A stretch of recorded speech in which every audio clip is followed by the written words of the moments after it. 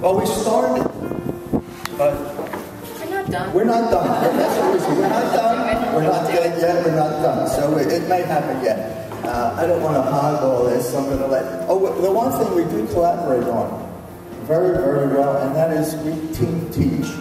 We teach in Jamaica every year. We teach, in fact, in a few days we'll be teaching in Santa Fe, where if you happen to be down there, I have a solo show opening any day now. So I'm going to give it to Libbie because she's the conceptual one. She's a very deep thinker, by the way. You may not. Okay.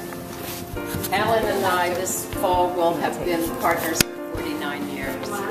So I guess everybody should get an applause for being married that long. But I heard about 2 weeks ago, I don't remember who said it, but he said, you can be in many, many places that affect you, but the place that affects you most is where you came from. And my background was so very different than most white people that I know. And I carry around that observer person with me all the time. And I was a very shy child, and in addition to not living near anyone else, I was always looking to see how people interacted. It mattered very much to me. So that's where I'm coming from.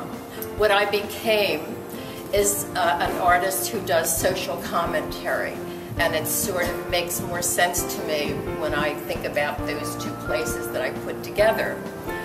Everything seduces my eye. There isn't anything I don't see. And then I go home and I may, on the way home, think about, well, what did that mean to me? Why did I even notice it? And like Robert, I just go to my materials because I know what I want, I know the direction I want to go, and I have a pretty good idea of the form, and that's what matters to me most of all, form.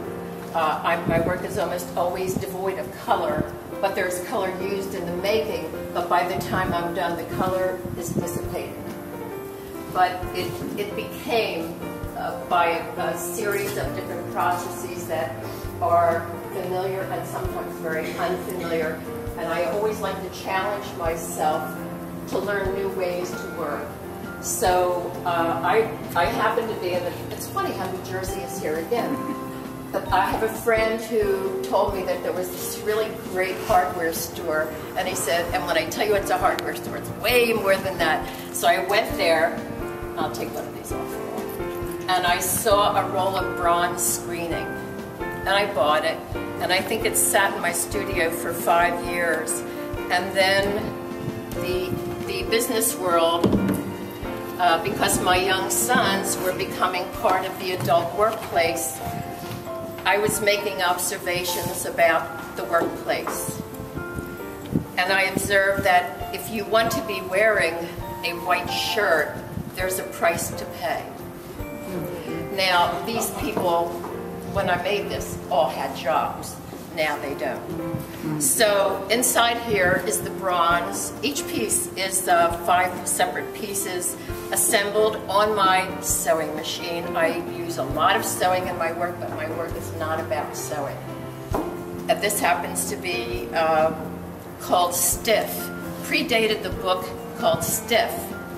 And somebody brought the book to me and said, you know, is this about the book? And I said, what book? But anyway, this predates the book.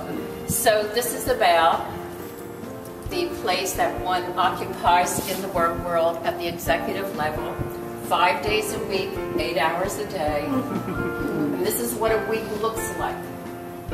And so this was an important piece for me, and a critic asked me if she could write about it, and I said, of course. So the article was in Fiber Arts, and it's in my little book that's sitting on the counter. And it was kind of the beginning of a series of pieces that I did, large installations using men's shirts to tell stories about the workplace. And Alan and I were both invited to be in a show at CFEVA in Philadelphia, the Emerging Artists. And I had a piece there about unemployment where I used men's clothing that I manipulated. And anyway, that work is traveling elsewhere right now. And I'm going to have a show at the Painted Bride in the spring, and I'm going to put the work way up high so that it's kind of like this, where there are lots of beams and rafters. And I'm going to ask people to look up and see what this is all about. All these shirts that I have manipulated. I was talking hundreds. And in the meantime, I have encountered clay. I love clay. I just can't squeeze it into my life. And these pieces are part of a group that were inspired by a Ceramics Monthly magazine. I opened it up one day, and there was a Japanese master's tools that he had made. And I looked at them. I just couldn't stop looking at them. So then I proceeded to build them. These are hollow clay. They're understructures. Bruce can tell you all about what that's about, because you can't have a piece here and a piece here with a wall. It just sags. So there's an understructure in here. So then when I was done, they were fired, and then I brought them home, and I had built a trash can with holes, and I smoked them. I never used glaze. That's interesting. I see, Bruce, I don't think you use much in the way of glaze either. I like things to be what they are, and I don't do decorative work. My work is extremely reductive. My work is always brought to the form that is the most minimal thing that it takes for my concept to be successful. And